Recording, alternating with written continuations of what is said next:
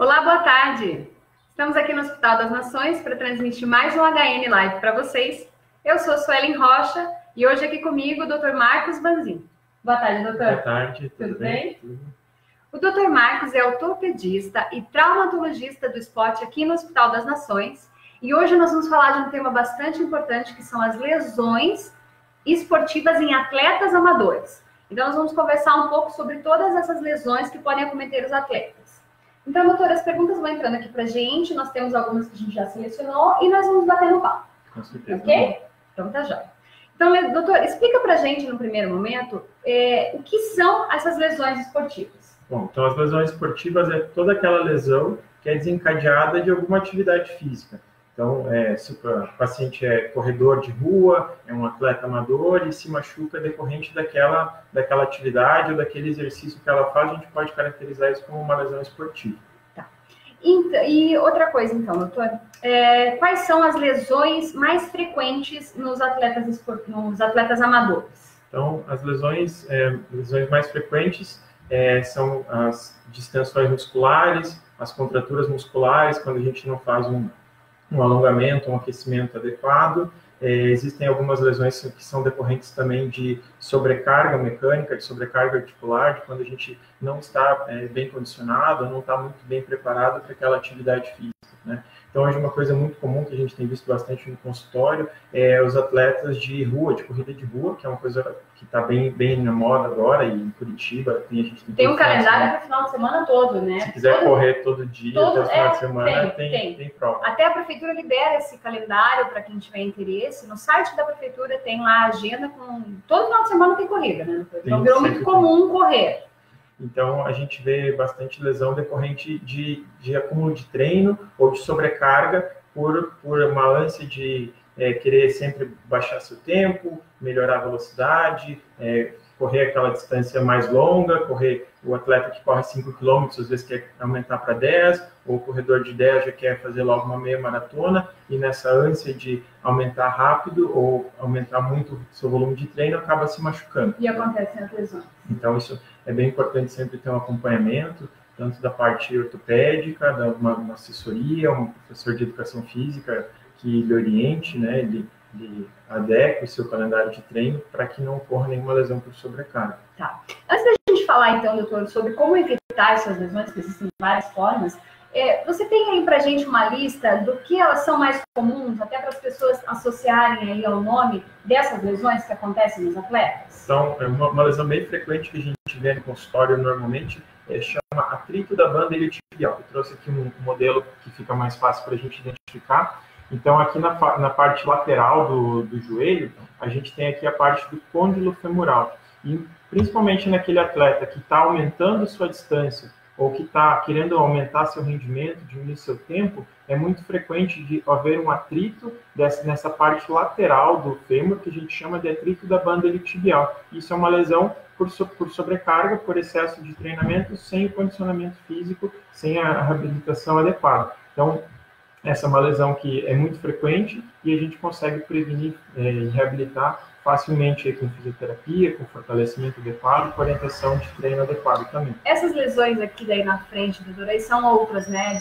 Aqui na parte da frente do joelho, é muito comum também aqui a gente ver aqui a parte do tendão patelar. Então, é muito frequente também as tendinites do tendão patelar. Isso é comum em atletas de corrida de rua, atletas que são atletas saltadores, que a gente fala, então, basquete, atleta que pratica vôlei, que tem muitos saltos, que tem muito impacto aqui na parte inferior, pode fazer uma inflamação dessa parte do tendão patelar, que a gente chama de tendinite patelar, e em alguns casos ela pode ser até de tratamento cirúrgico, quando ocorre a ruptura completa do tendão e a gente perderia esse mecanismo extensor do joelho. Exatamente. Uhum. E essas lesões aqui na parte de trás, tem um nome específico? Essa parte aqui de trás a gente tem o ligamento cruzado posterior. Tá? Isso não é tão frequente nas lesões esportivas, é mais assim em esportes de alta energia, como futebol americano, esportes mais de contato mesmo. Né? Dentro das lesões de corrida também, uma coisa muito comum que a gente vê é a canelite, né? A famosa canelite, que a gente chama de síndrome do estresse póstero-medial. Né? Então, eu trouxe aqui também um modelo para a gente ver, uma parte óssea, e a canelite, ocorre um atrito dos tendões aqui da parte medial daqui da perna, nessa parte da tíbia. Então, o atleta que não está bem condicionado, tem uma contratura muscular, principalmente da musculatura posterior da coxa, da perna, desculpa, ele pode fazer atrito aqui nessa parte distal da tíbia e fazer a famosa canelite, que é muito comum no corredor que está iniciando, ou no atleta que está começando a atividade. Então, só para a gente deixar bem claro, esse aqui é o osso que a gente tem ali na parte do joelho para baixo da perna. Isso, né? Esse é o osso da então, tíbia. Aqui é a canela, né? Canela, essa parte aqui. Exatamente. E é aqui nessa parte de baixo, na região distal da canela, que ocorre a famosa canelite. Exatamente. Uma lesão comum em atletas iniciantes ou que estão aí aumentando seus treinos. E mais próxima da bacia, assim, doutora, a gente vê que o pessoal fala bastante sobre dor, né? Existem também essas lesões nessa região? Existe muita lesão no quadril também. A gente pode ter a pubalgia, que é uma lesão comum, né? Dor na região anterior do quadril, na parte da pubis, por um desbalanço da parte muscular também. Existem as dores na parte mais lateral do quadril, que podem ser as bursites trocantéricas, as inflamações na parte lateral do quadril e até mesmo as tendinites também, como as tendinites do glúteo médio e glúteo mínimo também. Tá certo. Doutor, então vamos falar agora um pouquinho em como evitar essas lesões, porque a gente já percebeu que são várias, inúmeras lesões. Mas então o que a gente tem que fazer hoje? Eu sou uma atleta amadora, faço minha musculação, faço minhas atividades físicas, no final de semana eu corro. O que eu tenho que fazer para evitar que aconteçam essas lesões enquanto eu estiver praticando meu esporte? Então, assim, importante para ter um bom desempenho, ter um bom rendimento, é sempre importante fazer uma periodização do seu treino, fazer um treino adequado para o seu ritmo, para a sua condição física, para o seu biotipo, né? Existem esportes que são mais adequados para algum biotipo. Pacientes normalmente mais longilíneos, que têm as pernas maiores, tendem a ter melhor desempenho em esportes de corrida. Pacientes mais baixos melhoram em outros tipos de esportes. Então, é importante sempre fazer fortalecimento, né? Fortalecimento em academia, fortalecimento funcional, seja com orientação, sempre é importante pegar a orientação de um professor, professor de educação física, professor da academia, para lhe orientar, para fortalecer a sua musculatura, para preparar as suas articulações, seus ossos, seus tendões para essa carga que é a atividade física, seja corrida, que tem bastante impacto em si. Né? E a parte de alimentação, doutor? Existe uma alimentação que eu preciso me preparar para ter, que vai me ajudar a evitar essas lesões? Tem alguma recomendação em relação a isso? Com certeza, a alimentação sempre é importante, né? É importante ter uma alimentação balanceada, saudável, tomar bastante líquido, tomar bastante água, evitar tabagismo, evitar alcoolismo, evitar o uso de bebidas alcoólicas em excesso, principalmente quando aquele paciente que gosta de fazer uma prova, está se preparando para uma prova, então tem que tomar um cuidado especial na alimentação também para evitar de ter algum tipo de lesão no decorrer desse treinamento.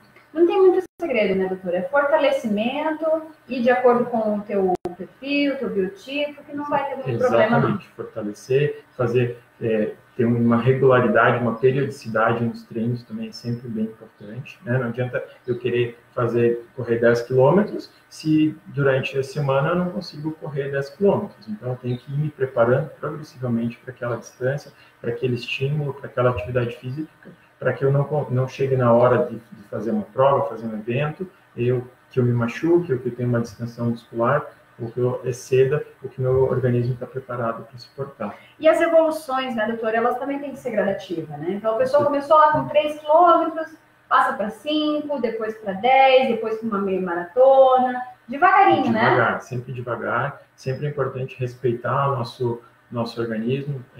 A gente não vai estar sempre bem todos os dias, a gente não vai conseguir diminuir nosso tempo todas as vezes que a gente vai correr, ou que a gente vai praticar uma atividade, a gente não vai conseguir melhorar de performance ou de rendimento todas as vezes. Então a gente tem que respeitar o organismo, ir devagar, para que a gente não sobrecarregue e não faça lesão ao longo do caminho. E ter o objetivo final, terminar a prova. Terminar a prova bem, e terminar sem lesão, principalmente. Com certeza, porque daí depois faz a prova, consegue um resultado bacana e se machuca. Aí vem para cá. Doutora, então vamos falar um pouquinho como que é feito, então, os tratamentos dessas lesões, tá? O que a gente faz hoje? A paciente está lá com dor, ela acaba vindo aqui, você diagnostica que é uma lesão de esporte, qual que é o tratamento que ela vai ter que fazer? Então, assim, primeiro é a gente diagnosticar o que ela tem, né? Então, vamos supor, se é uma lesão decorrente de sobrecarga ou de treinamento inadequado. Então, a gente tem que, junto com o professor, o educador físico, o preparador físico, a gente tem que readequar aquele programa de treino dela, né? E é importante também alongar também, sempre fazer toda a fase de reabilitação junto com fisioterapia. A gente sempre faz uma abordagem multidisciplinar, né? Então, a gente, como ortopedista, a gente às vezes diagnostica, vamos supor, uma canelite. Então, a gente vai fazer uma orientação com o professor ou com o educador físico de quais exercícios fazer, de quais grupamentos musculares fortalecer, de quais grupamentos alongar. Em alguns casos, a gente tem que recorrer ao tratamento cirúrgico de algumas lesões. Doutor, tem algumas lesões aí que normalmente acabam sendo cirúrgicas, assim, só para a gente colocar na cabeça? Tem. Algumas lesões cirúrgicas, por exemplo, algumas rupturas musculares, né? Então, a gente, quando tem uma ruptura muscular, que a gente chama de grau 3, que é quando todo o músculo perde o contato muscular, alguns casos são de tratamento cirúrgico, sim. Outras algumas fraturas, por exemplo, esportes que envolvem contato. Então, se eu tenho uma fratura de perna, uma fratura de punho, algum outro tipo de fratura que seja deslocada, algumas vezes eu posso fazer tratamento cirúrgico também. As rupturas, como a gente falou antes ali do tendão patelar, quando é uma ruptura completa, também a gente institui tratamento cirúrgico. Doutor, só para a gente deixar bem claro, a ruptura é quando acontece total, a quebra da musculatura, ou ela só como se ela rasgasse? Explica para a gente certinho isso. Quando é da parte, aqui, para ficar mais fácil de entender, quando a gente tem a ruptura tendinosa, normalmente ela rasga, por exemplo, o tendão patelar, ele rasga aqui nessa parte de baixo, onde ele se liga na parte da patela. Quando a gente tem uma fratura, a fratura é da parte óssea, então é quando o osso ele acaba quebrando e se separando dos fragmentos entre eles. Aí tem que fazer toda a cirurgia, às vezes colocação de pino, gesso em alguns casos, exatamente. Nem sempre a gente pode fazer uma abordagem cirúrgica, colocação de gesso, às vezes põe placa, às vezes põe haste, depende do local que é acometido, da situação, exatamente. Tá. Doutor, e nesses casos cirúrgicos, como que vai funcionar o pós-cirúrgico, o pré-cirúrgico, como que é para a pessoa? Porque às vezes a pessoa está lá, tem um problema e adia porque acha que vai demorar muito tempo para voltar para o trabalho, para voltar a fazer o seu futebol, a sua corrida. Como que funciona? Quanto tempo a gente leva aí? Como é que está o pós-operatório e o pré? Então, assim, sempre é importante no pré-operatório a gente fazer toda uma avaliação do paciente, né, para não se meter a nenhum risco. Então, faz uma avaliação com eletrocardiograma, com exame de sangue, para ver se está tudo ok para o paciente antes de submeter ao procedimento cirúrgico em si. Após ser feito o procedimento, a alta hospitalar geralmente em torno do primeiro ou segundo dia, depende da situação. Depende do grau, né, da cirurgia. E a gente sempre procura fazer uma reabilitação precoce, começar a fisioterapia o mais rápido possível, para que o paciente consiga retornar rapidamente ao seu trabalho, à sua atividade física, né, ao seu futebol, à sua corrida, para não ficar muito tempo afastado, para não ter não prejudicar, né, na parte esportiva. Também, né? E, doutor, em média, pós a cirurgia, a gente sabe que para ele voltar para uma atividade física vai levar um pouquinho mais de tempo, quando você faz uma cirurgia. Mas voltei ao trabalho, 10 dias, 15 dias, uma semana, quanto tempo a pessoa leva em média para retornar às atividades laborais? Depende muito do qual cirurgia que vai ser feita, né? Vamos supor, se for uma fratura de punho simples, uma fratura de perna, uma coisa de um mês e meio, a pessoa às vezes já está voltando para o trabalho. Quando é uma ruptura muscular, né, depende também do grau, mas às vezes em torno aí de 2 semanas, às vezes até um mês, a pessoa já está retornando suas atividades. Se for uma atividade mais administrativa, que não envolva grande esforço físico, às vezes até a gente consegue liberar antes para retornar ao trabalho. E logo depois, fisioterapia? Sim, normalmente na grande maioria dos casos a gente faz fisioterapia. Fisioterapia acelera a reabilitação, né? A gente ganha a força muscular que a gente precisa, ganha o movimento que a gente precisa e ajuda muito na recuperação do paciente. A gente costuma falar bastante aqui sobre a fisioterapia. Ela tem um papel fundamental na reabilitação, né, doutor? Sem dúvida, muito do sucesso de uma cirurgia depende da parte da reabilitação. Então, a gente sempre brinca que uma parte que a gente faz, às vezes, é uma parte pequena, perto de um todo que tem que depender do paciente, da fisioterapia, da reabilitação que ele vai fazer. E normalmente com o fisioterapeuta é mais tempo, né? Ele tem que ir lá visitar toda semana, então ele cria até um vínculo lá com o fisioterapeuta. Cria um vínculo, né? Assim, normalmente cria muitas vezes até amizade. Aí com certeza. Nós temos um trabalho aqui multidisciplinar com a fisioterapia bem bacana, né, doutor? Sim, o pessoal vem aqui, sempre está aqui fazendo certinho. Doutor, então vamos explicar também uma coisa que eu acho bastante importante. Quais são as possíveis complicações que uma pessoa que tem uma lesão e está adiando o tratamento dela? Porque normalmente a pessoa vai lá, está quente, toma um remédio, passa a dor, manca um pouquinho, fica com a dorzinha, e a pessoa vai levando a dor. Isso é muito comum, a gente tem visto bastante isso até aqui nas lives. Então, o que acontece com essa pessoa que ela adia esse tratamento?